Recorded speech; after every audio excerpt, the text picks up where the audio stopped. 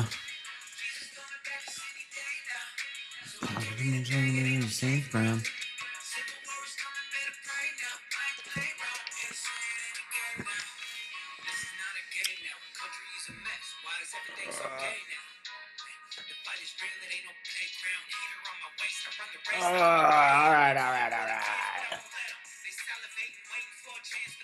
All right.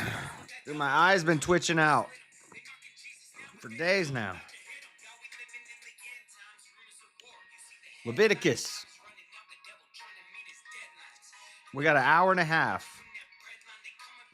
I'd like to get all the way up to chapter 15 in this hour and a half.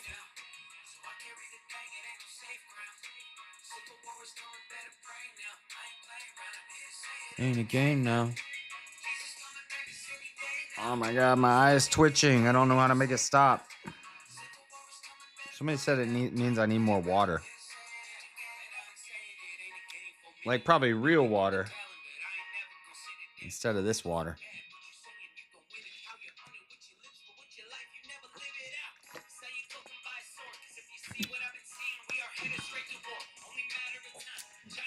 All right, guys. It's Friday. I'm tired.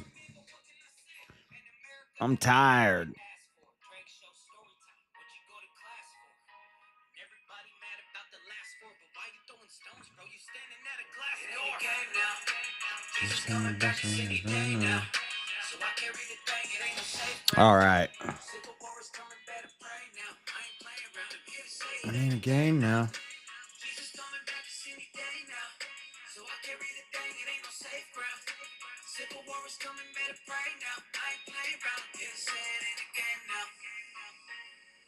All right. All right. Leviticus. We're on chapter 8. We're on chapter 8. Yesterday we covered all the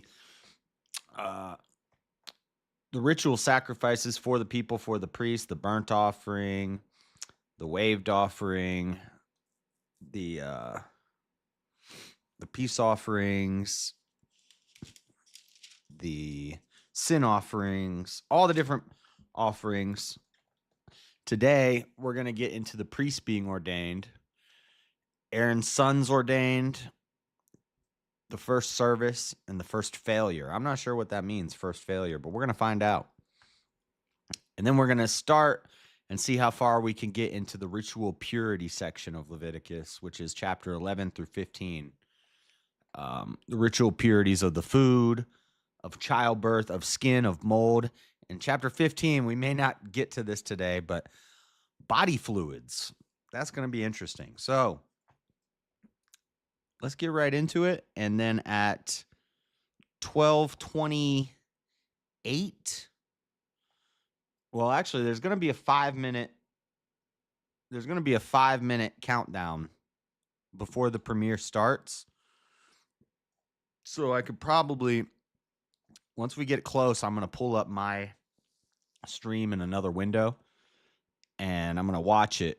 I'm going to watch the countdown and I'm going to raid you guys over there from here once the premiere countdown starts. So that's the plan. Is the camera out of focus? No, it's in focus. I'm trying to keep my head turned this way because I got a big old cold sore on my lip. It's been there for like a week. All right. This light situation is making me look sickly.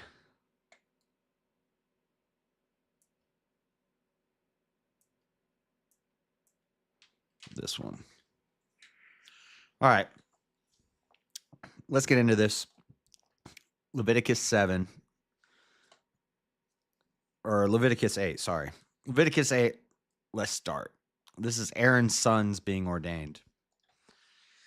And the Lord spake unto Moses, saying, Take Aaron and his sons with him, and the garments and the anointing oil, and bullock for the sin offering, and 2 rams, and a basket of unleavened bread, and gather thou all the congregation together unto the door of the tabernacle of the congregation.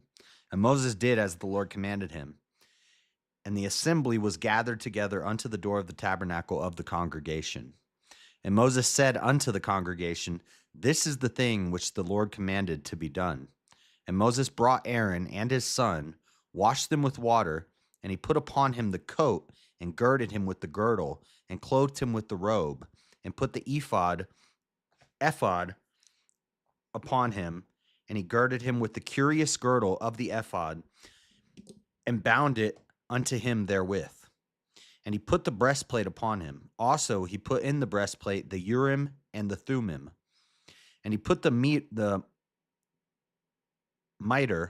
I always say mitre. And he put the mitre upon his head. Also upon the mitre, even upon his forefront, did he put the golden plate, the holy crown, as the Lord commanded Moses. And Moses took the anointing oil and anointed the tabernacle and all that was therein, and sanctified them. And he sprinkled thereof upon the altar 7 times, and anointed the altar and all his vessels, both the laver and his foot, to sanctify them. And he poured of the anointing oil upon Aaron's head, and anointed him to sanctify him. And Moses brought Aaron's son, and put coats upon them, and girded them with girdles, and put bonnets upon them, as the Lord commanded Moses. And he brought the bullock for the sin offering, and Aaron and his sons laid their hands upon the head of the bullock for the sin offering, and he slew it. And Moses took the blood and put it upon the horns of the altar round about with his finger, and purified the altar, and poured the blood at the bottom of the altar, and sanctified it, to make reconciliation upon it. And he took all the fat that was upon the inwards, and the caul above the liver, and the 2 kidneys and their fat, and Moses burned it upon the altar. But the bullock and his hide, his flesh, and his dung he burnt with fire without the camp, as the Lord commanded Moses. So the unclean things they burn outside of the camp, not in the holy place. And he brought the ram for the burnt offering, and Aaron and his sons laid their hands upon the head of the ram, and he killed it. And Moses sprinkled the blood upon the altar round about. And he cut the ram into pieces, and Moses burnt the head and the pieces and the fat. And he washed the inwards and the legs in water, and Moses burnt the whole ram upon the altar. It was a burnt sacrifice for a sweet savor, and an offering made by fire unto the Lord, as the Lord commanded Moses. And he brought the other ram, the ram of consecration, and Aaron and his sons laid their hands upon the head of the ram, and he slew it. And Moses took the blood of it, and put it upon the tip of Aaron's right ear. Remember, that ties back to the if the slave wants to willingly stay with his master forever, how they put the awl through his ear in the doorway, and put it upon the tip of Aaron's right ear, and upon the thumb of his right hand, and upon the great toe of his right foot. And he brought Aaron's sons, and Moses put of the blood upon the tip of their right ear, and upon the thumbs of their right hands, and upon the great toes of their right feet. And Moses sprinkled the blood upon the altar round about. And he took the fat and the rump, and all the fat that was upon the inwards, and the caul above the liver, and the 2 kidneys and their fat, and the right shoulder. And out of the basket of unleavened bread that was before the Lord, he took 1 leavened cake, and a cake of oil bread, and 1 wafer, and put them on the fat and upon the right shoulder. And he put all upon Aaron's hands and upon his sons' hands, and waved them for a wave offering before the Lord. And Moses took them from their hands, and burnt them on the altar upon the burnt offering. They were consecrations for a sweet savor. It is an offering made by fire unto the Lord. And Moses took the breast, and waved it for a wave offering before the Lord. For the ram of consecration, it was Moses' part, as the Lord commanded Moses. And Moses took of the anointing oil and of the blood which was upon the altar, and sprinkled it upon Aaron, and upon his garments, and upon his sons, and upon his sons' garments with him, and sanctified Aaron and his garments, and his sons' garments with him. And Moses said unto Aaron and to his sons, Boil the flesh at the door of the tabernacle of the congregation, and there eat it with the bread that is in the basket of consecrations, as I commanded, saying, Aaron and his sons shall eat it. And that which remaineth of the flesh and of the bread shall ye burn with fire. And ye shall not go out of the door of the tabernacle of the congregation in 7 days, until the days of your consecration be at an end. For 7 days shall he consecrate you. As he hath done this day, so the Lord hath commanded to do, to make an atonement for you. Therefore shall ye abide at the door of the tabernacle of the congregation day and night 7 days, and keep the charge of the Lord, that ye die not. For so I am commanded. So Aaron and his son did all the things which the Lord commanded by the hand of Moses. So that's how Aaron and his sons were ordained as the priests. That's the ritual and the sacrifices and the offerings that they had to go through to become ordained as priests. Let's just keep going because we only have an hour and a half, and I'd like to get through Leviticus 15 today. I don't know if we will, but I thought these chapters were shorter, but they're actually pretty long. Yeah, they're actually decent-sized chapters. How many chapters are in Leviticus? 27. 27. That's not too bad. Yo, everyone. Good morning, Robert. Good morning, sir.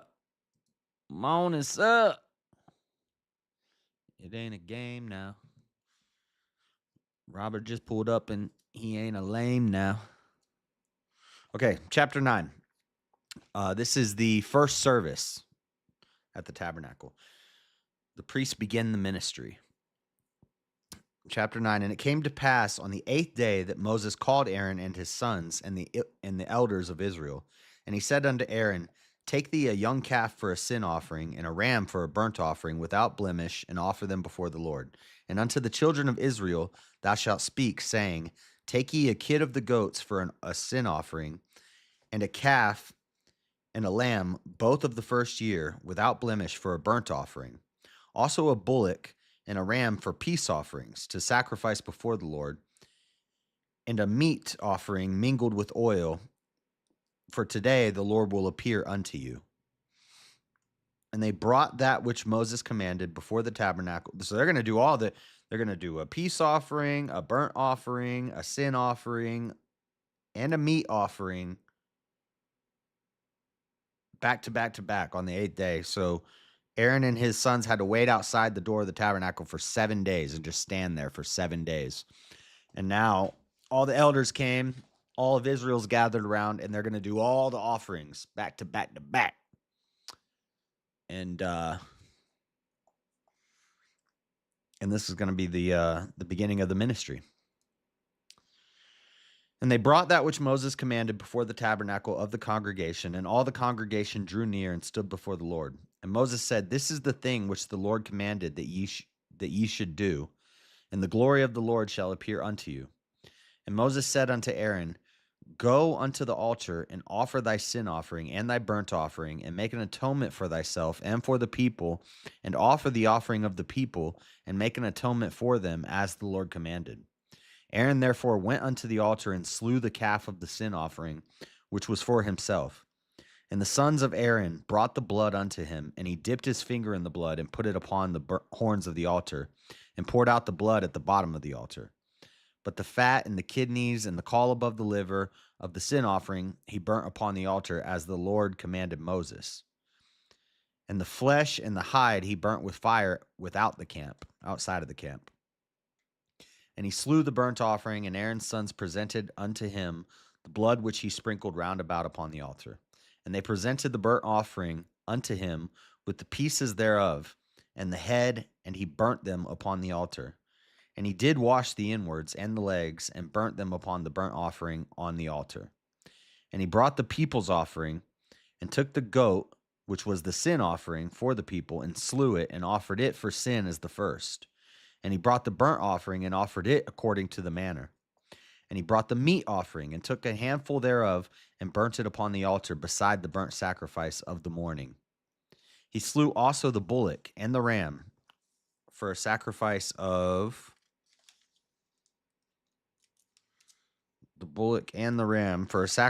peace offerings, which was for the people. And Aaron's sons presented unto him the blood which he sprinkled upon the altar round about. And the fat of the bullock and of the ram, the rump, and that which covereth the inwards, and the kidneys, and the caul above the liver. And they put the fat upon the breasts, and he burnt the fat upon the altar. And the breast and the right shoulder Aaron waved for a wave offering before the Lord, as Moses commanded. And Aaron lifted up his hand toward the people and blessed them, and came down from offering of the sin offering and the burnt offering and peace offerings. And Moses and Aaron went into the tabernacle of the congregation and came out and blessed the people. And the glory of the Lord appeared to all the people. So God is appearing to the people. The glory of the Lord appeared to all the people. Now, we have to assume this is God in, I don't know what kind of form, because it says if they saw God's face, they would die. So he can't be in like physical form, like a body.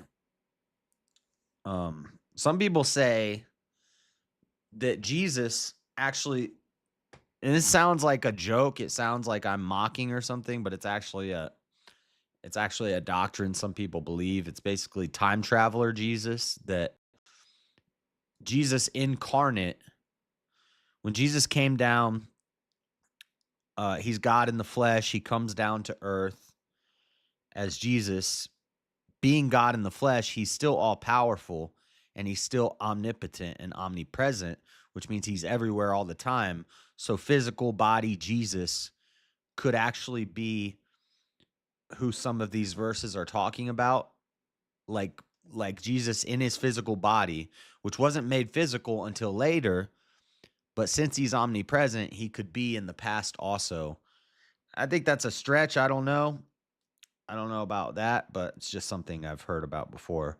But it says that the Lord appeared unto all the people, and there came a fire out from before the Lord and consumed upon the altar the burnt offering and the fat, which when all the people saw, they shouted and fell on their faces. So God came down and lit up the burnt offerings. Chapter 10, the first failure. The first failure. Restrictions for the priesthood, clean and unclean meats. Okay, yeah, that's chapter 11 is clean and unclean meats. Hold on one second. It ain't a game now. Jesus coming back, and better pray now.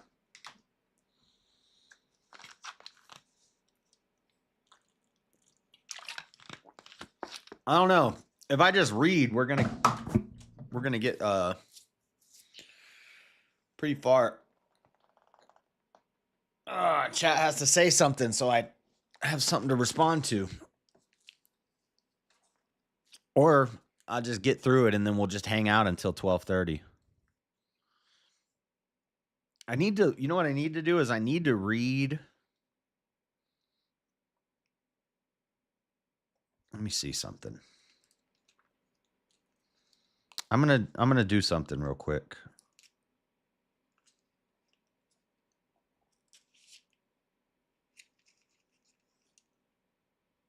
$313. What the?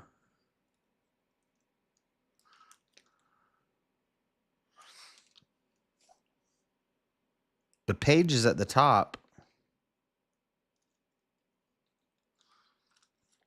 Oh, there's 313 pages in the New Testament.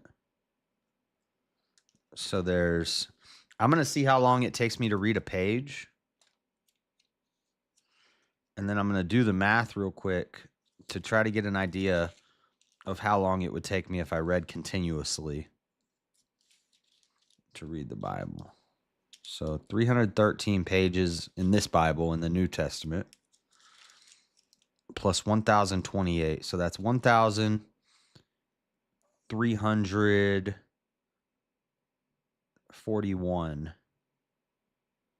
1,341. 1,341.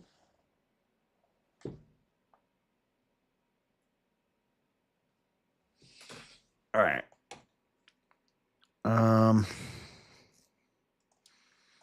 Once I get to the end of this page, I'll stop, and then I'm going to time how long it takes me to read the next page. Who's that? What up, John? What up, John? It's not a lot to like talk about in this section. I told you guys Leviticus was going to be a slow trudge. Numbers in Deuteronomy is not going to be much different. It's going to be like this for a while until we get to Joshua. Once we get to Joshua, it's going to get a lot more interesting. But for a minute, it's just going to be like this. Trump. Okay, chapter 10. I'm going to read. Once I get to the end of this page, I'm going to stop and I'm going to pull up my timer on my phone. I'm going to see how long it takes me to read a page at regular pace, not at fast reading pace, but at regular pace. All right, chapter 10. This is the first failure or restrictions for the priesthood. And Nadab and Abihu, the sons of Aaron, took either of them his censer and put fire therein and put incense thereon and offered strange fire, before the Lord, which he commanded them not. Strange fire. Tyson James has a song called Strange Fire. It says, be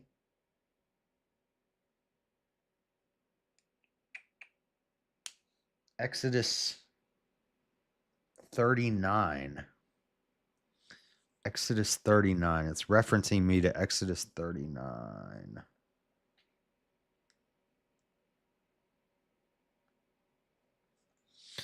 Let me see what that says. Strange fire. Exodus 39, it says, ye shall offer no strange incense thereon, nor burnt strange incense. Now, Nabat and Abihu offered strange fire. So, here's something interesting. Let me see if I can pull this up real quick, because I've heard this before and I have never fact checked it. But this is actually interesting. Before I say what I'm thinking right now, strange fire. So why would Tyson James named his song Strange Fire, and he's rapping as if strange fire is a good thing. Strange fire is a bad thing. It's forbidden. And if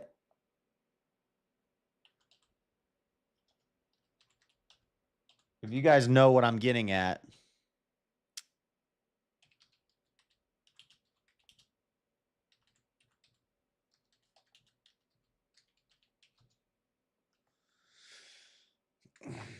Israeli scientists dig up cannabis traces in ancient temple. From AP. See, I think I did fact check this. Israeli archaeologists say they found cannabis residue on artifacts from an ancient temple in southern Israel, providing the first evidence of the use of hallucinogenics in the ancient Jewish religion.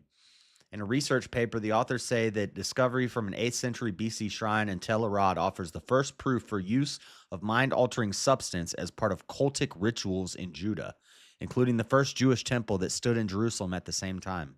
Archaeological excavations at Tel Arad, located around 35 miles south of Jerusalem in the 1960s, discovered a stronghold belonging to the ancient kingdom of Judah, and at its core, a small shrine bearing striking similarities to the biblical temple in Jerusalem. But for decades, attempts to determine the composition of black deposits found on 2 limestone altars from the shrine's inner sanctum, now located at the Israel Museum in Jerusalem, were inconclusive. Chemical analysis of samples conducted at Israel's Hebrew University and Technion Institute found that one altar contained psychoactive components found in marijuana, and the other had traces of frankincense, one of the ingredients mentioned in the Bible for the incense sacrifice in the ancient Jewish temples. So, the way the leftist media takes this discovery is that it was part of the rituals for them to burn cannabis in the temples. This is just speculation. James has a song? No, Tyson James. But so in Exodus 30, verse 9, chapter 30, verse 9, it forbids the burning of strange incense. Frankincense is allowed. Frankincense is allowed. The other fine incenses like myrrh, I'm sure was okay. But it implies that there are strange incense that they are not to burn in the temple. And right here, Nabad and Abihu burn strange fire before the Lord, which he commanded them not. And there went out fire from the Lord and devoured them, and they died before the Lord. So I think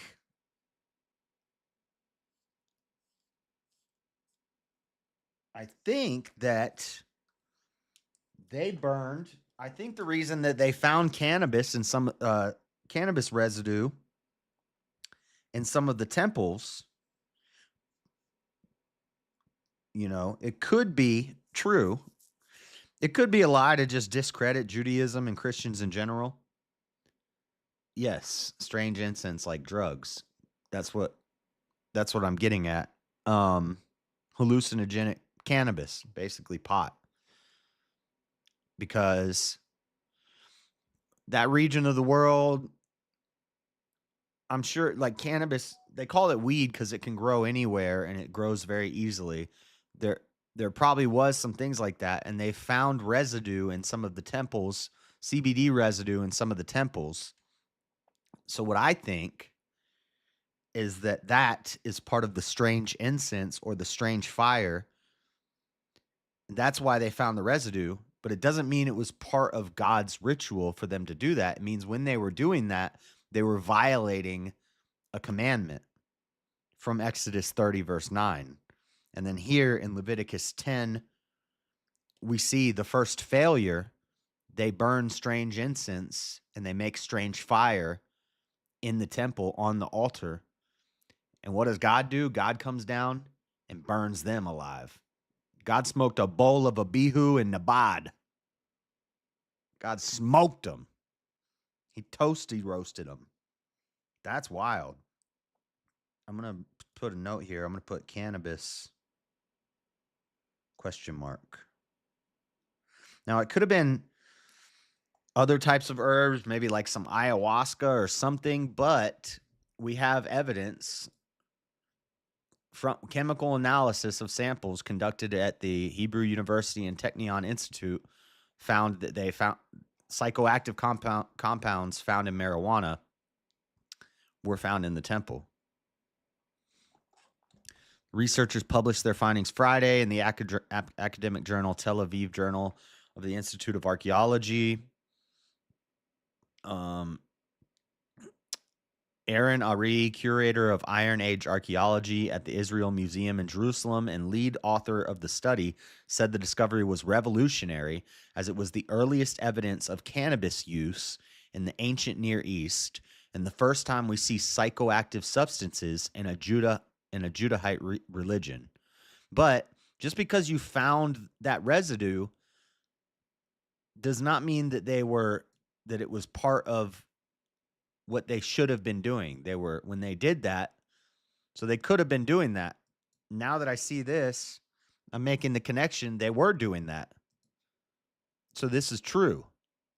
But it doesn't mean that it was a okay thing to do. It was actually forbidden. It was actually explicitly forbidden in Exodus 30. And then in Leviticus 10, we see them do it. And there went out the fire from the Lord and devoured them, and they died before the Lord. And Moses said unto Aaron, this is it that the Lord spake, saying, I will be sanctified in them that come nigh me, and before all the people will I be glorified. And Aaron held his peace.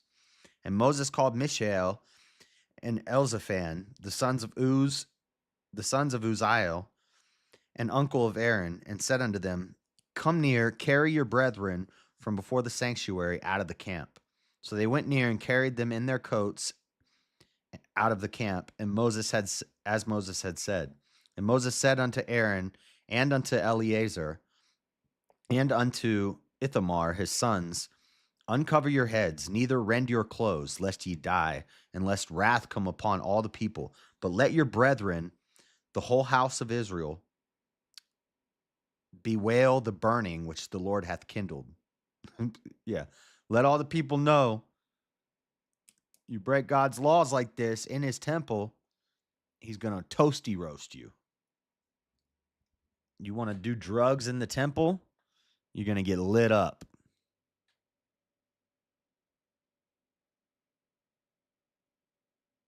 Now, see, this is propaganda. Here, this guy's quotes here: the official state religion of the kingdom of Judah was using this substance. Yeah, but it wasn't.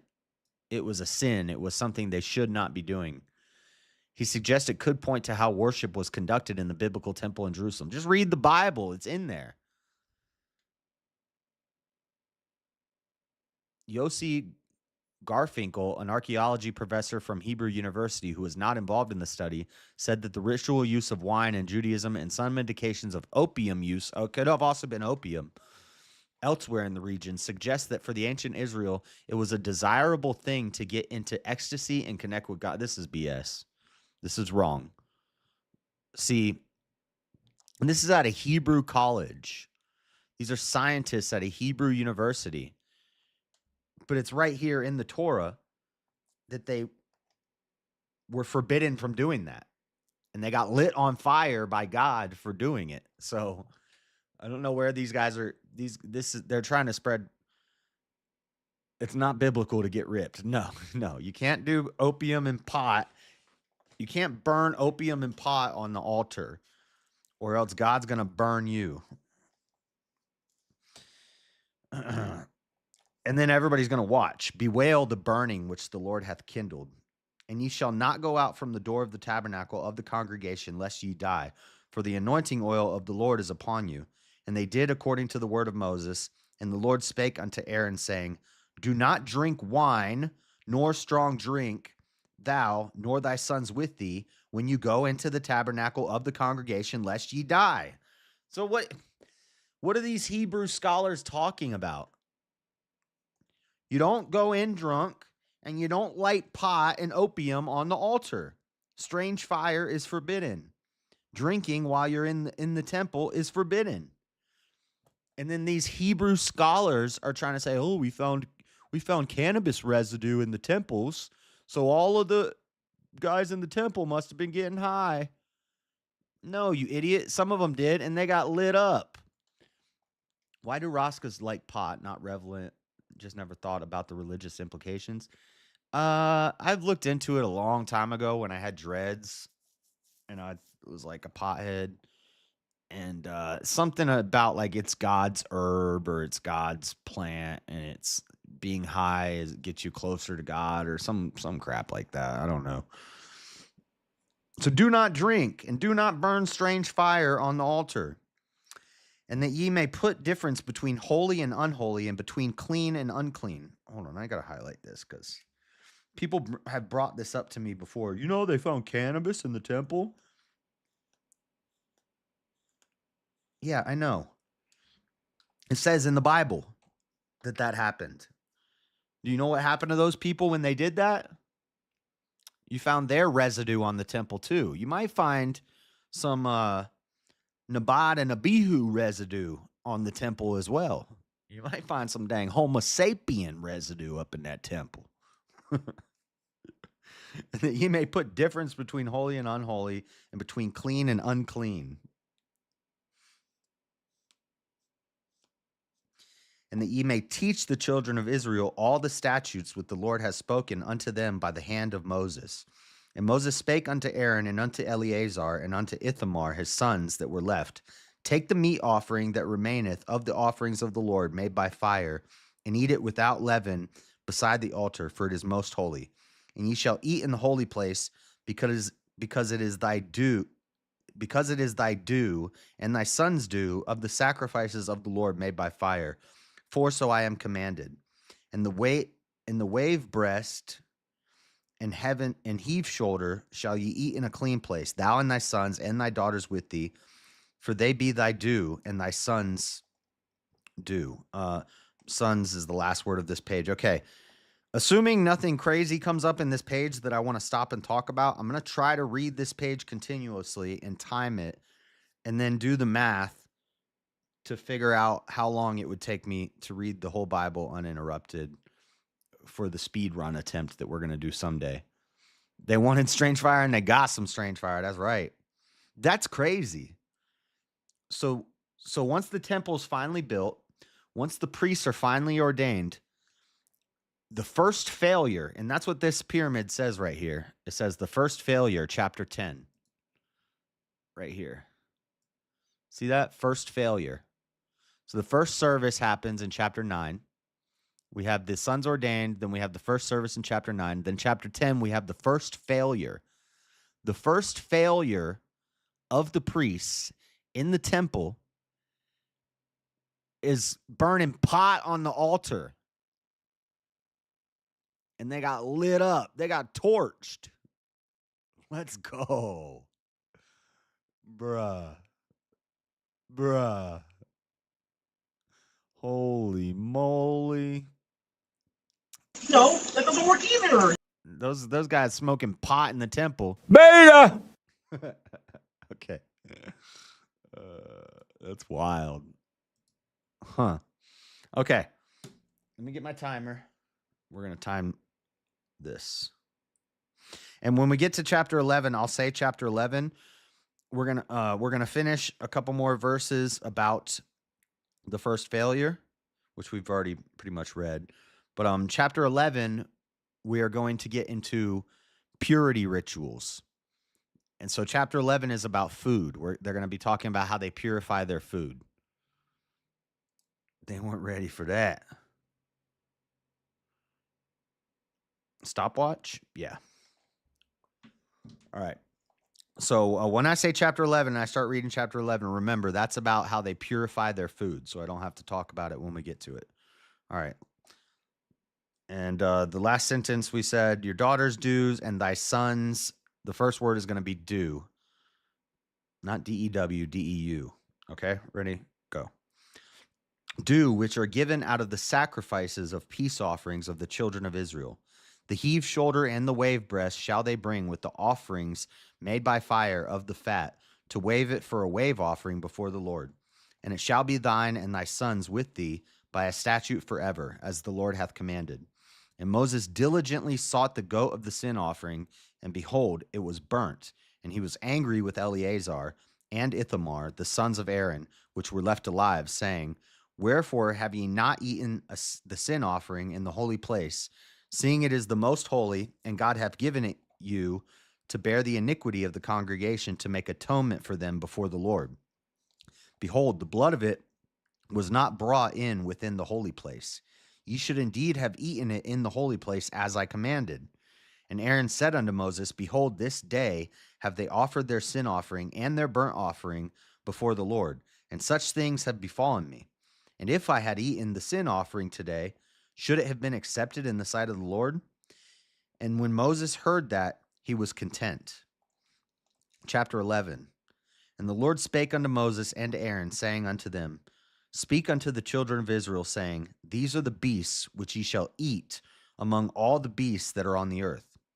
Whatsoever parteth the hoof and is cloven-footed, and cheweth the cud among the beasts, that ye shall eat, that shall ye eat.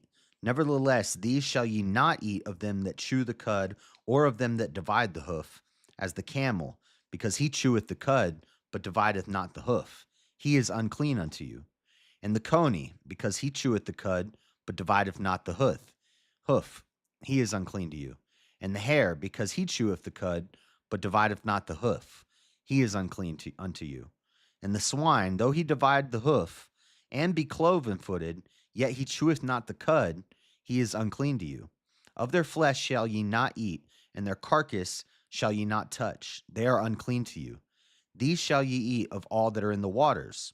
Whatsoever hath fins and scales in the waters, in the seas, and in the rivers, them shall ye eat. And all that have not fins and scales in the seas, and in the rivers, and all that move in the waters, and of any living thing which is in the waters, they shall be an abomination unto you. They shall be even an abomination unto you. Ye shall not eat of their flesh, but ye shall have their carcasses in abomination. Whatsoever hath no fins nor scales in the waters, that shall be an abomination unto you. And these are they which ye shall have in abomination among the fowls. They shall not be eaten. They are an abomination. The eagle and the ostrich, and the osprey, and the vulture, and the kite after its kind, every raven after his kind, and the owl, and the nighthawk, and the cuckoo, and the hawk after his kind, and the little owl, and the cormorant, and the great owl, and the swan, and the pelican, and the gyre eagle, and the stork, the heron after her kind, and the lapwing, and the bat. So this is before bats were considered bats were considered mammals by science. They were considered birds, um, or fowl. So what we're going through right now, the purity of the food. I forgot this was in here. This is kosher. This is what is kosher. A lot of people will say kosher food means that it's blessed by a priest or it's blessed by a rabbi. That's not true. Me and Freddie had a huge debate about this one time. Actually, for a while, we were having this debate because he was going on and on about how kosher taxes are the Jews are stealing our money with the kosher taxes and blah blah blah blah blah. And I kept trying to explain to him. He said that they pay priests with our tax money, or they pay rabbis with our tax money to bless this food. I said, Freddie, that's not what kosher means. Kosher doesn't mean blessed by a priest. Kosher, there's basically like 5 rules. You can't eat meat with milk or something like that. We're going over them right now. You can't eat shellfish. Your fish have to have scales and fins. No lobster, no shellfish, no crabs. That's not kosher. Your meat has to have cloven hooves, chew the cud, and divide not the hoof. So parteth the hoof and is cloven footed and cheweth the cud. So grass eating, we call them now we call them not bromine. There's a word for it. It starts with a D. They're animals that chew their cud. They have quad stomachs. They have all molar stout cuspids and bicuspids. They don't have any canines. They have 4 stomachs. There's a word for it. I can't think of the word right now. But anyway, this is what kosher is. Doesn't mean it has to be blessed. Now, rabbis will bless the food when it's kosher. They'll bless the kosher food. They'll do a blessing on it. But that's not necessary. Kosher just means it's okay for Jews to eat based off of a Mosaic law from the Torah. And this is what we're going through right now in Leviticus 11 is the kosher foods. And I also want to look at, does ossifrage mean ostrich? 1.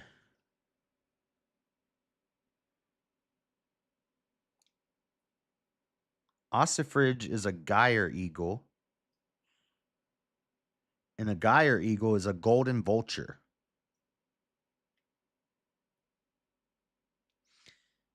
And the osprey is a seahawk. So we still call things ospreys today. Ossifrage means gyre eagle. But then for gyre eagle, then it mentions a gyre eagle and it says the golden vulture. Let me see if I can find a picture of a gyre eagle.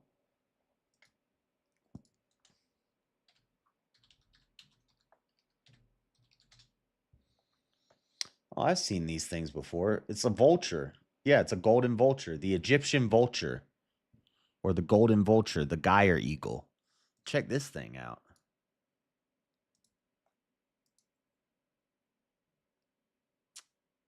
These pictures suck. That other picture was cooler.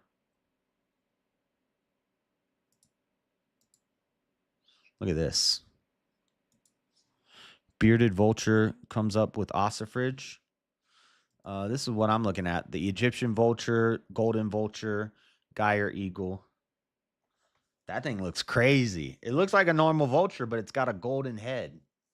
The Bible makes a reference to the Egyptian vulture under the Hebrew name of rakama, which has been translated into English as gyre eagle. The rakama or the rakam. Look at that thing. Yeah, so you don't eat that. And also, this makes sense anyway. This makes like common sense. You don't eat scavenging. I mean, you could eat that thing. If you cook it to high enough temperature, you can cook out any impurities and eat that thing. I know you could eat that thing and live. But you probably shouldn't be eating scavenging birds. Probably got a lot of diseases in that thing. Bearded vulture comes up when you Google ossifrage. Yeah, let me see if it's the same thing. So this is different. Bearded vulture. No, it's not beard. When you Google ossifrage. Okay. But so it says ossifrage, but then it has a note. And when you go over to the column in the middle, it says the golden vulture. And the Hebrew word is rakama or rakam. So ossifrage is a bad translation because you're right. This is ossifrage. This is ossifrage. This is the bearded vulture. But this is not what the ossifrage is. Just an English translation. A better translation of the rakam is the golden vulture, which is this thing, the Egyptian vulture. And this would also make more sense in that region. They got these in South Africa. We should see if Chris can find one and cook it up. No, he shouldn't do that. That would be should go out and just intentionally try to. I know we don't follow Mosaic dietary laws for the Israelites anymore, but probably not a good idea just for like content to go try to break the dietary laws that God laid out. Like, let me go try to eat a golden vulture, which is endangered, by the way. So probably not a good idea. But that's interesting. Okay, now one other thing. So that was 3 minutes. Oh man. But I'm reading slow for you guys. Like I'm trying to take my time with it. I could read faster. 3 minutes, 21 seconds. How would I write this? Let's just round up.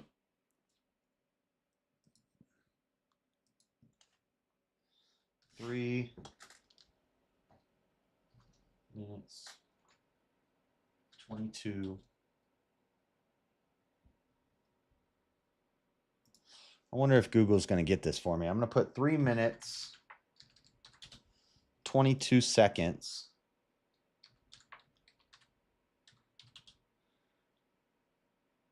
times 1,341. And that's assuming that every single page is a full page like I just read, when in reality there's going to be a lot of pages that are like Psalms. There's a lot of extra page space. At the end of every chapter there's going to be extra page space. The beginning of the chapter there's going to be the heading space. So this is 3 days and 3.13 days.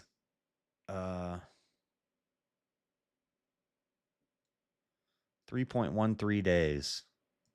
How many hours is that?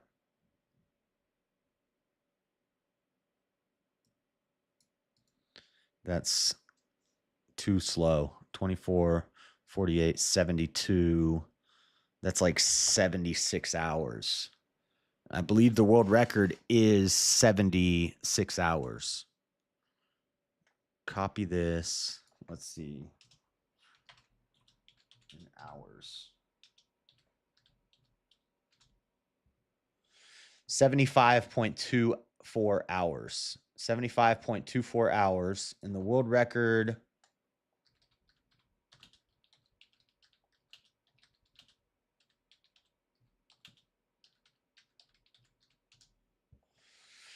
Group unofficially sets the world record.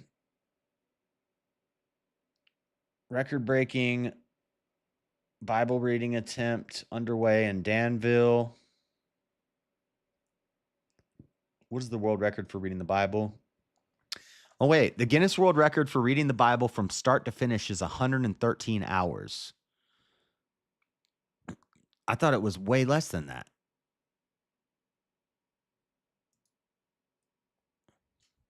In 2018, a group of people in Danville, Virginia, read the Bible nonstop for 77 hours. The group included residents from the Roman Eagle Rehabilitation and Healthcare Center, students from Westover Christian Academy, and members of the First Pentecostal Holiness Church.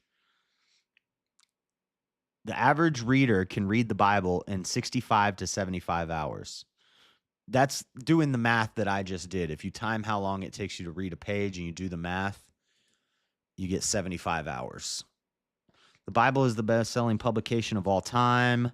Estimated total of over 5 billion copies sold. Danville organization. See, this is not fair. Okay. So the guy who, I think a single person read it in 113 hours. Start to finish. Guinness World Record for reading the Bible from start to finish is 113 hours.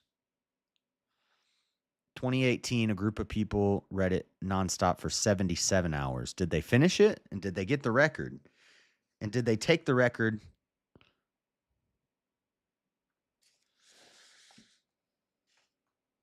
$76 hours, breaking a previous Bible reading record at 113 hours.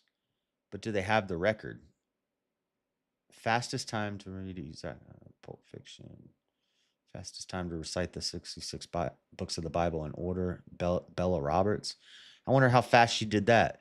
Genesis, Exodus, Leviticus, Numbers, Deuteronomy, Joshua, Judges, Ruth. Oh, it's hard to do it fast. I have to do it in song version. Genesis, Exodus, Leviticus, Numbers, Genesis, Exodus, Leviticus, Numbers, Joshua. I can't remember the song now. I'm trying to do it fast. Genesis, Exodus, Leviticus, Numbers, Deuteronomy, Joshua, Judges, Ruth, Ecclesiastes, Song of Solomon, 1 Kings, 2 Kings, 1 and 2 Chronicles, Ezra, Nehemiah, Esther, Job, Psalm, Proverbs. I forget. It's been forever. Matthew, Mark, Luke, and John, Acts, the letters of the Romans, 1 and 2 Corinthians, Galatians and Ephesians, Philippians and Colossians, 1 and 2 Thessalonians, 1 and 2 Timothy, Titus and Philemon, Hebrews and the book of James, 1 and 2 Peter, 1 and 2 3 John, Jude and Revelation. I think I could beat that record. How fast did she recite the 66 books?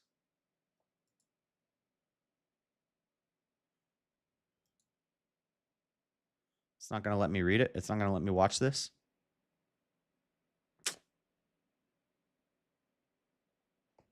Hold on, where's my headphones? 24 seconds? My name is Bella Roberts. I'm attempting the fastest time to say the books of the Bible in order.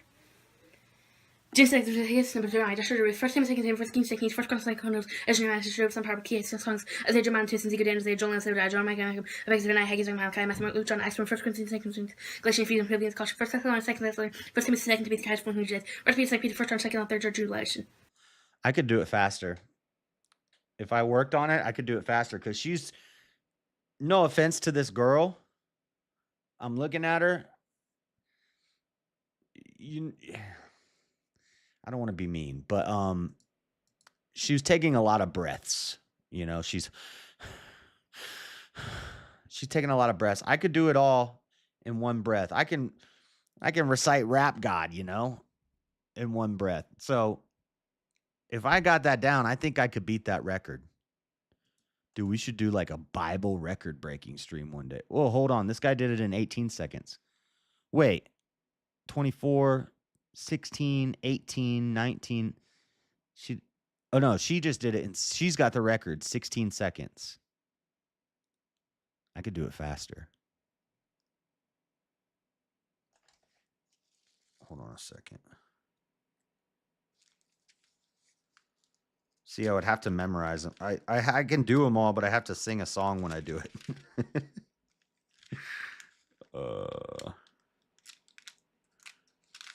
We're getting distracted. We're supposed to be reading, but I'm getting distracted. Where is...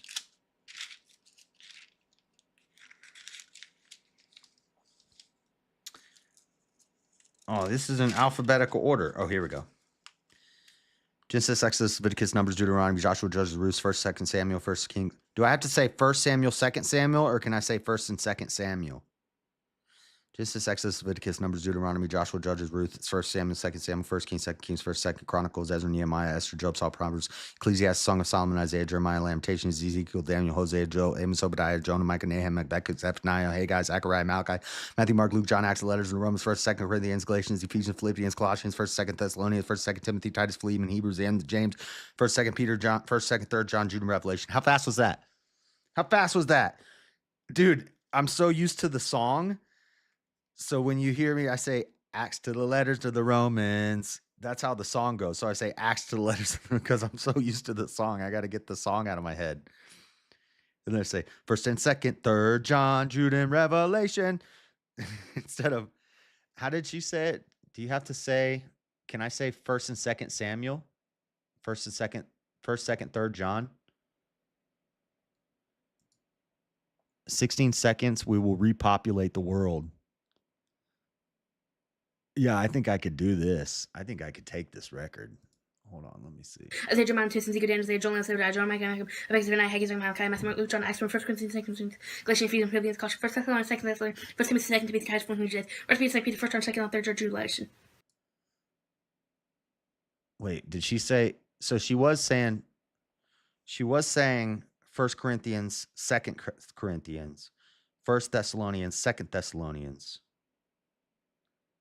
But at the end, it sounded like she said 1st, 2nd, 3rd John.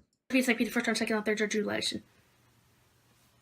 3rd John, Jude, Revelation. 3rd John, Jude, Revelation. 3rd John, Jude, Revelation. How do I slow this down? Can I slow this down? Is this on YouTube? If this is on YouTube, I can play it slower. Because it does not sound like she said that end. It got a little gobbledygooky. Hold on. Girl recites Bible books, 16 seconds.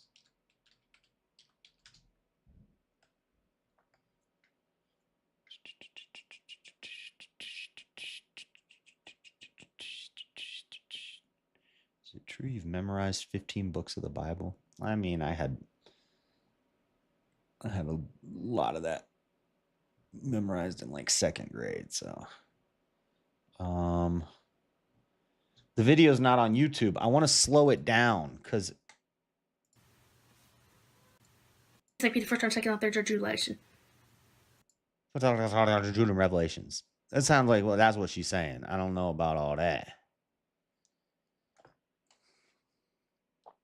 Let me see. I don't know if I'm there yet, but I could get it. Let's see this. Genesis, Exodus, Leviticus, Numbers, Deuteronomy, Joshua, Judges, Ruth. I'm so used to saying 1st and 2nd Samuel. Stop. Hold on. Reset. Okay.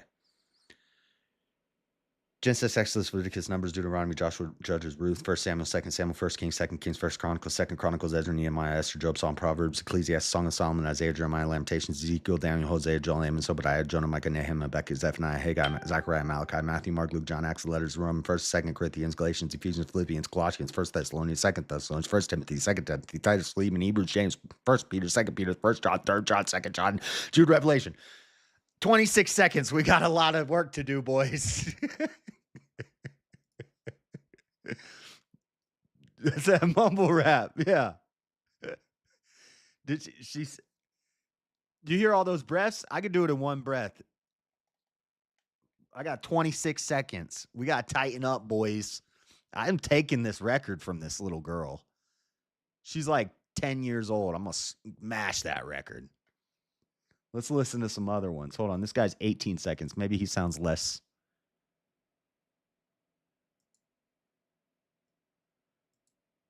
This one's not playing. Error loading YouTube video cannot be played. This is the same girl doing it in 19 seconds. And it's Bella Robertson attempting the fastest time to say the books of the Bible in order. Mark, sit. Jesus acted Leviticus, Numbers, Deuteronomy, Ruth, 1 Samuel, 2 Samuel, 1 Kings, 2 Kings, 1 Chronicles, 2 Chronicles, Ezra, Nehemiah, Job, Psalm, Proverbs, Ecclesiastes, Songs, Isaiah, Jeremiah, Lamentations, Ezekiel, Daniel, Isaiah, Joel, Obadiah, Jonah, Micah, Nahum, Books of Nehemiah, Malachi. Yeah, you're mumbling. I need to listen to this in slow-mo. Also, this is not the Guinness Book of World Records website. Okay? So I don't even know if this counts. I don't know if this is legit. No, not the current world record. You're supposed to get $10,000 if you break a world record. At least that's what I heard. Bro, I'm going to take this girl's record. Fastest time to read Ezekiel 25:17. Fastest time to recite John 3:16. Fastest time for a 7-year-old to read Psalms 23. But I have Psalms 23 memorized. I just spit it. Fastest time to rap the summary of the book of Revelation. What? Fastest time to name every book in the New Testament. Youngest person to recite all 66. What? Well, I can't beat that record. I can't go back in time. That shouldn't even be allowed.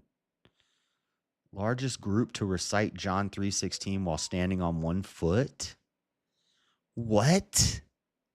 What is this? What is this? Anyway, let's get back to reading. We have 30 minutes till the video premieres.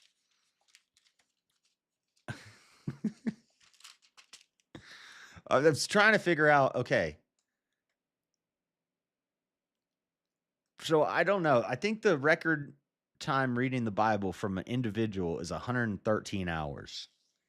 But then a group did it in 77 hours. So to be safe, if I read at that pace that I read to you guys, nonstop, I could read it in 75 hours. If I read fast, I think I could do it.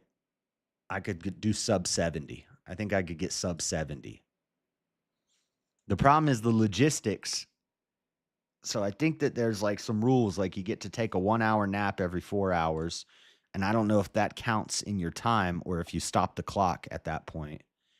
I need to know if you need to pronounce every word right, if you skip over a word, or if you make a mistake in a word, does that nullify the record? I need to write a letter to Guinness and say, hey, I want that record. Let me see one thing real quick. What do you get for winning?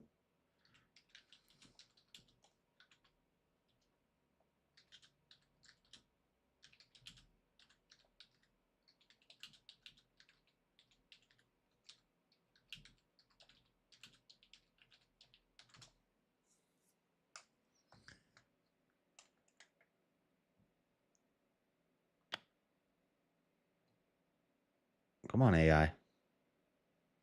Give me the answer. What is the prize money? For these reasons, we do not pay record breakers for their achievement. What? I was lied to. I heard you get $10,000. Dang it. Well, never mind. I don't even want to do it anymore.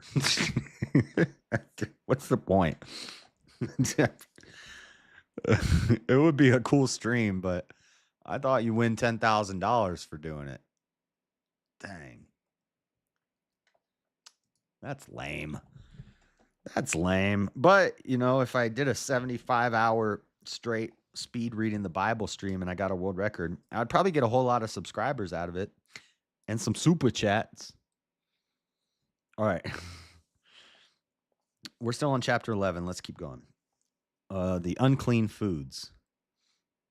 Are we talking about Jesus? No, Jesus isn't in the story yet. Well, there's been some prophecy. All the fowl that creep going upon all. Oh, you know what we are reading about right now, Freddie? We're reading about kosher laws. Remember when you said kosher means it's blessed by a priest? And I said, no. Kosher is the rules and standards for what food the Israelites are allowed to eat. And it's here in Leviticus 11. We're reading about it right now. And it's everything that I told you. I was correct. As usual, you were wrong. It's cloven hoofed, cud chewers, fish with scales and fins. Certain types of birds are not allowed. All fowls that creep going upon all four shall be an abomination unto you. Yet these may you eat, every flying, creeping thing that goeth upon all four, which have legs above their feet, to leap withal upon the earth, like a pigeon or a quail or a chicken. Even these that ye may eat, the locust after his kind, and the bald locust after his kind, and the beetle after his kind, and the grasshopper after his kind. You can eat bugs, but all other flying, creeping things, the creeping things are the bugs. So we're talking about bugs now. We already read about the birds. Now we're reading about bugs. They can eat bugs. You're going to eat the bugs. But all other flying, creeping things which have 4 feet shall be an abomination unto you. And for these ye shall be unclean. Whosoever toucheth the carcass of them shall be unclean until the even. And whosoever beareth aught of the carcass of them shall wash his clothes and be unclean until the even. The carcass of every beast which divideth the hoof, and is not cloven footed, nor cheweth the cud, are unclean unto you. Every one that toucheth them shall be unclean. And whatsoever goeth upon his paws among all manner of beasts that go on all four, those are unclean unto you. Whosoever toucheth their carcass shall be unclean until the even. So they couldn't eat dogs and cats. They couldn't. They're eating the cats. They're eating the dogs. Not the Israelites. They weren't doing it. No. Does it say anything about the way it's transported or handled? Because today that matters. It might, but yeah, that's not. No, that's. I don't think that's biblical. I don't think there was aluminum foil in the biblical days. And he that beareth the carcass of them shall wash his clothes and be unclean until the evening. They are unclean unto you. These also shall be unclean unto the young, unto you among the creeping things that creep upon the earth, the weasel and the mouse and the tortoise after his kind, and the ferret and the chameleon and the lizard and the snail and the mole. These are unclean to you among all that creep. Whosoever doth touch them when they be dead shall be unclean until the even, until nighttime. And upon whatsoever any of them, when they are dead, doth fall, it shall be unclean, whether it be any vessel of wood or raiment or skin. Wait. And upon whatsoever any of them, when they are dead, doth fall, it shall be unclean. Whether it be any vessel of wood or raiment or skin or sack, whatsoever vessel it be, wherein any work is done, it must be put into water, and it shall be unclean until the evening, so it shall be cleansed. So that's saying if it falls onto something and you use a vessel to transport the dead carcass, that vessel is unclean until you wash it.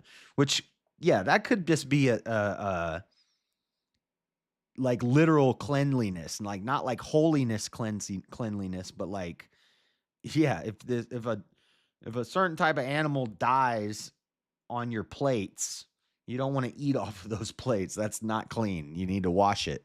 That's basically what it just said. I remember what I was doing. You broke a subwoofer. So a non-Jew cannot make something kosher. Huh? What do you mean make something kosher? I'm reading to you the kosher laws right now.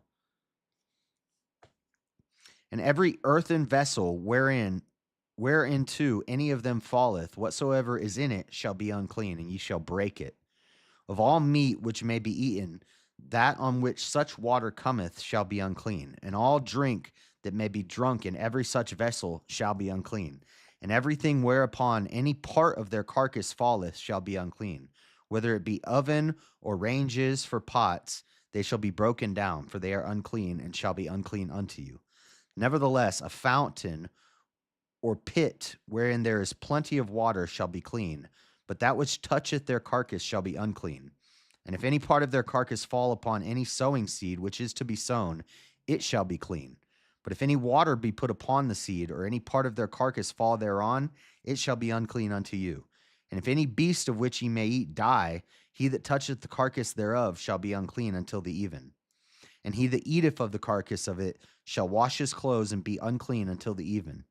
He also that beareth the carcass of it shall wash his clothes and be unclean until the even. And every creeping thing that creepeth upon the earth shall be an abomination, it shall not be eaten. Whatsoever goeth upon the belly, like snakes, and whatsoever goeth upon all four, or whatsoever hath more feet among all creeping things that creep upon the earth, then ye shall not eat, for they are an abomination. And ye shall not make yourselves abominable with any creeping thing that creepeth, neither shall ye make yourselves unclean with them, that ye should be defiled thereby. For I am the Lord your God. Ye shall therefore sanctify yourselves, and ye shall be holy, for I am holy. Be holy as I am holy. I knew we were coming to this soon.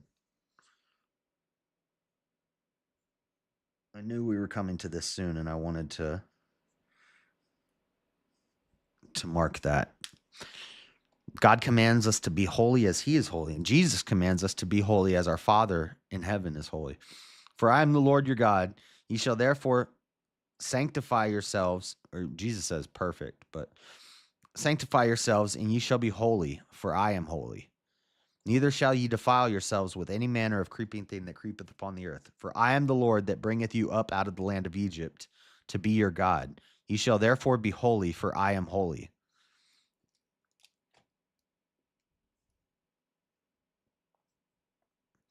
This is the law of the beasts, and of the fowl, and of every living creature that moveth in the waters, and of every creature that creepeth upon the earth, to make a difference between the unclean and the clean, and between the beasts that may be eaten and the beasts that may not be eaten.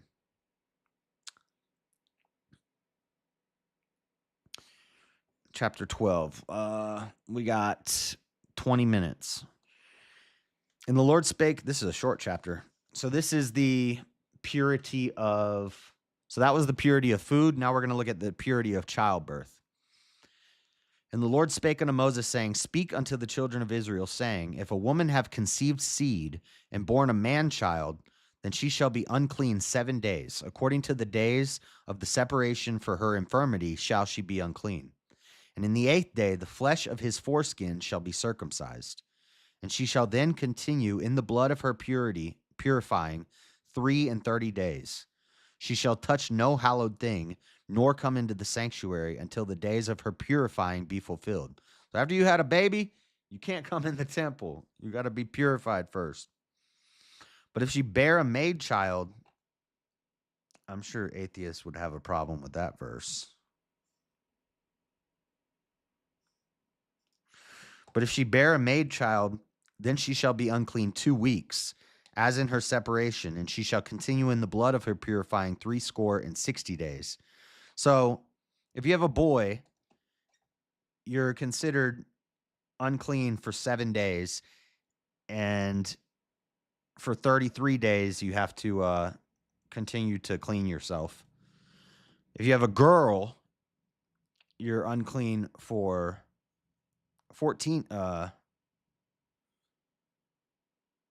2 weeks, 14 days, and you continue in the blood of her purifying for 66 days, 33 and 66.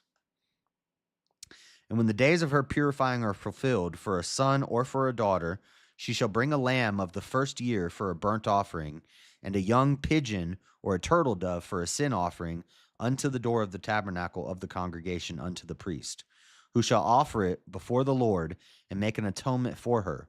And she shall be cleansed from the issue of her blood. This is the law for her that hath borne a male or a female. And if she be not able to bring a lamb, then she shall bring 2 turtles or 2 young pigeons, the one for the burnt offering and the other for a sin offering. And the priest shall make an atonement for her, and she shall be clean. Yeah, that's wild, huh? I mean, it makes sense. You got to get cleaned up down there. It's a mess, you know? Chapter 13. So this is the purity of skin. And the Lord spake unto Moses and Aaron, saying, When a man shall have in the skin of his flesh a rising, a scab, or a bright spot. This is literally about our skin.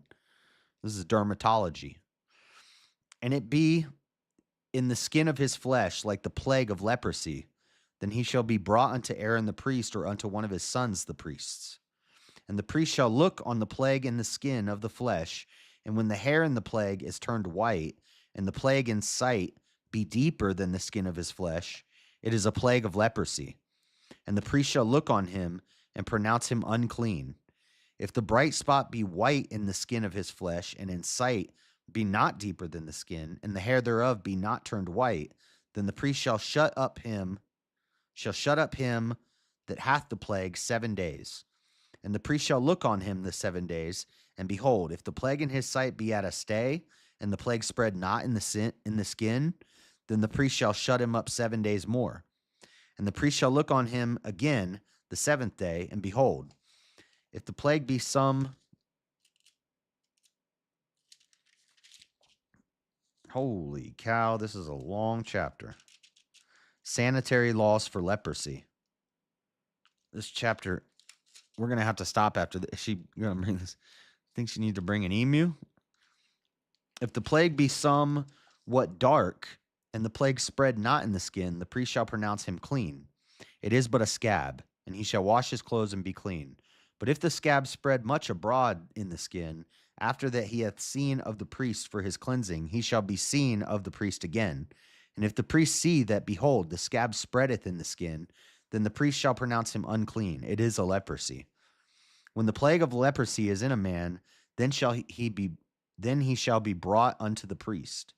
And the priest shall see him, and behold, if the rising be white in the skin, and it have turned the hair white, and there be quick raw flesh in the rising, it is an old leprosy in the skin of his flesh, and the priest shall pronounce him unclean, and shall not shut him up, for he is unclean.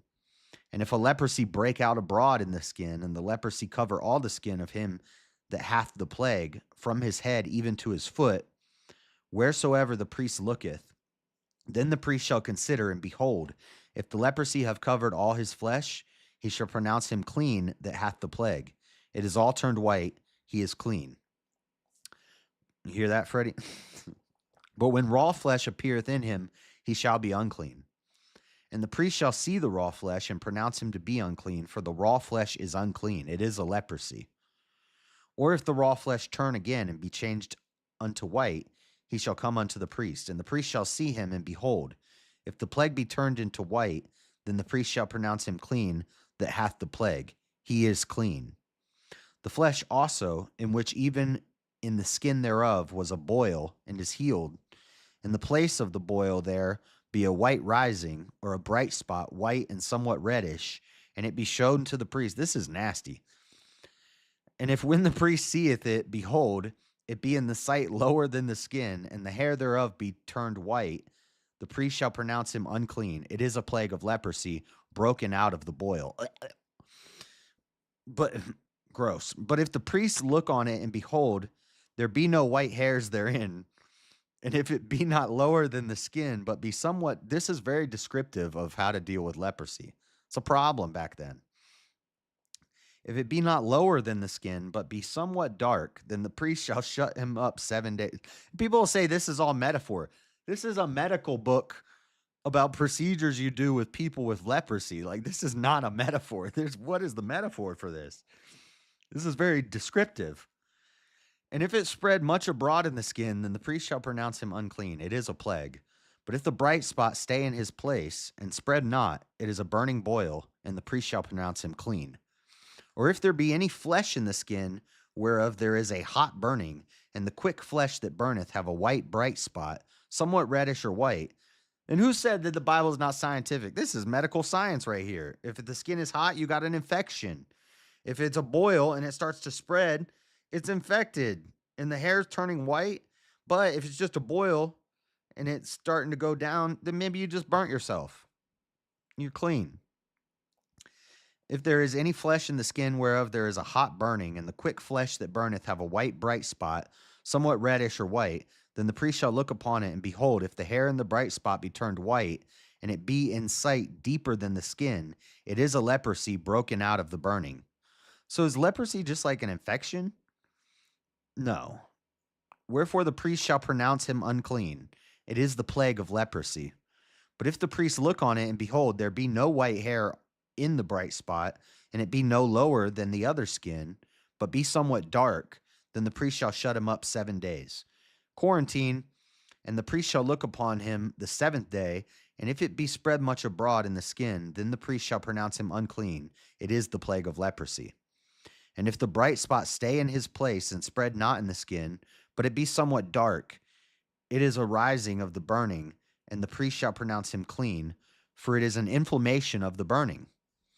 If a man or woman have a plague upon the head of his beard, then the priest shall see the plague, and behold, if it be in sight deeper than the skin, and there be in it yellow thin hair, then the priest shall pronounce him unclean. It is a dry scall, even a leprosy upon the head or beard. And if the priest look on the plague of the scall, and behold, it be not in sight deeper than the skin, and that there is no black hair in it, then the priest shall shut up him that hath the plague of the scall 7 days. And in the 7th day the priest shall look on the plague, and behold, if the scall spread not, and there be in it no yellow hair, and the scall be not in the sight deeper than the skin, he shall be shaven, but the scall shall not be shaven, and the priest shall shut up him that hath the scall 7 days more. And in the 7th day the priest shall look on the scall, and behold, if the scall be not spread in the skin, nor be in the sight deeper than the skin, then the priest shall pronounce him clean, and he shall wash his clothes and be clean. But if the scall spread, this is like the longest chapter that we've read so far in the Bible, and it's about skin infections. It's kind of gross. But if the scall spread much in the skin after his cleansing, then the priest shall look on him, and behold, if the scall be spread in the skin, the priest shall not seek for yellow hair, he is unclean. But if the scall be in his sight at the stay, and that there is black hair grown up therein, the scall is healed, he is clean, and the priest shall pronounce him clean. If a man also or a woman have in the skin of their flesh bright spots, even white bright spots, then the priest shall look, and behold, if the bright spots in the skin of their flesh be darkish white, it is the freckled spot that groweth in the skin, he is clean. And the man whose hair is fallen off his head, he is bald, yet he is clean. Yet is he clean. And he that hath his hair fallen off from the part of his head toward the face, he is forehead bald, yet is he clean. What is the sepulchre? Leprosy is a chronic infectious disease caused by a type of bacteria, Microbacterium leprae. The disease predominantly affected the skin and peripheral nerves. Yeah, it's an infection. And if there be in the bald head or bald forehead a white reddish sore, it is a leprosy sprung up in his bald head or his bald forehead. Then the priest shall look upon it, and behold, if the rising of the sore be white reddish in his bald head or in his bald forehead, as the leprosy appeareth in the skin of the flesh, he is a leprous man, he is unclean. The priest shall pronounce him utterly unclean. His plague is in his head. And the leper in whom the plague is, his clothes shall be rent, and his head bare, and he shall put a covering upon his upper lip, and shall cry, unclean, unclean. Dang, so they got to walk around and just shout out. A covering upon his upper lip. Was that like a mask? And you just got to walk around saying, unclean, unclean. All the days wherein the plague shall be in him, he shall be defiled. He is unclean. He shall dwell alone. Without the camp shall his habitation be. The garment also that the plague of leprosy is in, whether it be a woolen garment or a linen garment, whether it be in the warp or woof of linen or of woolen, whether in a skin or in a thing made of skin, and if the plague be greenish or reddish in the garment or in the skin, either in the warp or in the woof or in anything of skin, it is a plague of leprosy, and shall be showed unto the priest. And the priest shall look upon the plague, and shut up it that hath the plague 7 days. And he shall look on the plague on the 7th day. If the plague be spread in the garment, either in the warp or in the woof, or in a skin, or in any work that is made of skin, the plague is a fretting leprosy. It is unclean. He shall therefore burn that garment, whether warp or woof, or woolen, or in linen, or anything of skin, wherein the plague is, for it is a fretting leprosy. It shall be burnt in the fire. And if the priest shall look, and behold, the plague be not spread in the garment, either in the warp or in the woof, or in anything of skin, then the priest shall command that they wash the thing wherein the plague is, and he shall shut it up 7 days more. So this is just the clothing. like his clothing. If they see pus and fluids on the clothing, they lock up the they quarantine the clothing and they watch it and see if it spreads. This plague like will spread on clothing, the leprosy. That's how bad the bacteria was back then. Because there's no showers. There's no. Now I think we're overly hygienic, but they didn't have no hygiene back then. And the priest shall look on the plague. I'm reading fast now because we got to go soon. And the priest shall look on the plague after that it is washed. And behold, if the plague have not changed his color and the plague be not spread, it is unclean. Thou shalt burn it in the fire. It is fret inward, whether it be bare within or without. And if the priest look, and behold, the plague be somewhat dark after the washing of it, then he shall rend it out of the garment, or out of the skin, or out of the warp, or out of the woof. And if it appears still in the garment, either in the warp or in the woof. Somebody look up woof, because I got to go quick. Warp or woof, or in anything of the skin, it is a spreading plague. Thou shalt burn that wherein the plague is with fire. In the garment, either warp or woof, WOOF, or whatsoever thing of skin it be, which thou shalt wash, if the plague be departed from them, then it shall be washed the second time, and shall be clean. This is the law of the plague of leprosy, in a garment of woolen or linen, either in the warp or woof, or anything of skins, to pronounce it clean or to pronounce it unclean.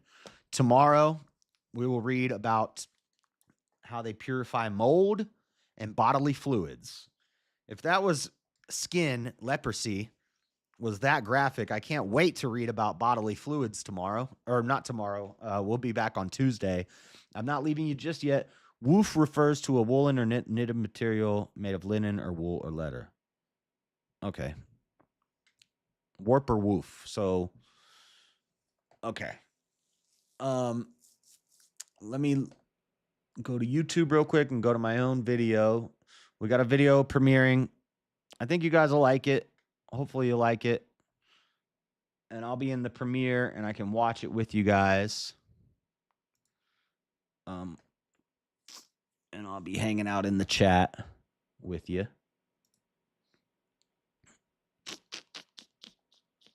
Videos.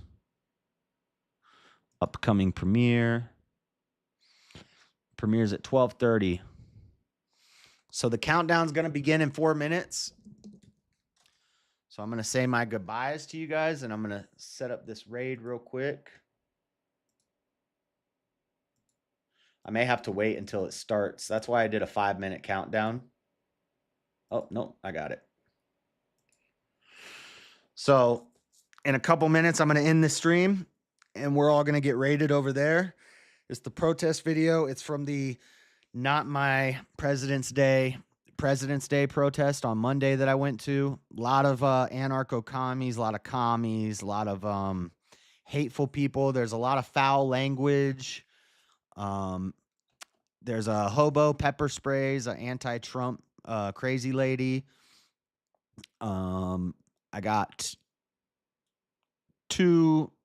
one really short interview, one decent little talk with a anarcho-commie kid. And then I talked to some construction workers who were standing on the sidelines while they were doing the march down State Street. And these guys were shaking their head. And I ran up to them. I was like, what do you guys think of this? And it was pretty funny.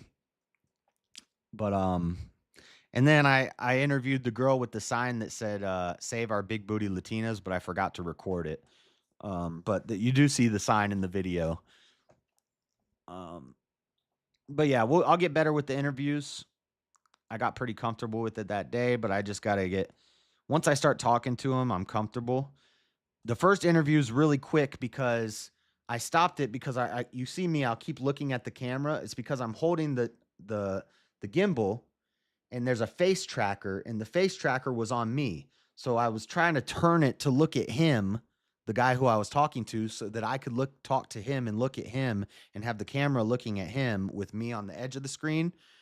But I kept looking at my phone because the face tracker, every time I moved it, it's following my face. I figured out how to fix that later in the day, but I was like, I couldn't focus on talking to him because I was focusing on the equipment and trying to get it right. So you'll see that I'm like kind of like, all right, see ya, man, thanks. And I like just ask him like 2 questions and then I walk away real quick. And then I say, I got to figure out the face tracking on this because I was so distracted with the phone, I couldn't focus on the guy I was talking to. So that's why I kind of like, I walked away from that guy real quick. I wasn't scared of him. He was actually seemed pretty cool. Like I said, can I ask you about your sign? And he's like, yeah, man, what's up? And, but he was fully decked out in Antifa gear and a big crowd of Antifa people. I just walked up to the biggest Antifa guy right as soon as I got there. But he was nice. It's just I couldn't talk to him because couldn't figure out how to work the Osmo, and it kept following my face instead of staying on his face. But I got it figured out, so that won't be a problem next time. But I'm gonna send you over there in 1 minute. Thank you guys for hanging out. Hit the like button on your way out, and hit the like button over there as soon as you get in there. Say a bunch of stuff in the chats, and then is she hot? Asking for a friend. Not sure who you mean. But yeah, that's the plan. And then I will see you guys at Verbal Combat tonight. I'll probably start streaming. Trying to start streaming about 30 minutes before VK starts. About 30 minutes before VK starts, I'm going to start streaming. And then we will go over there and we'll participate in VK. Hopefully we can win $300 tonight. But Easy's going to be in it, so it's going to be tough. Welcome back to Papa John's. I'm hand stuffing this mozzarella to make our epic stuffed crust pizza. Epic. Countdown is beginning. It's a 5-minute countdown, so you guys can run to the restroom.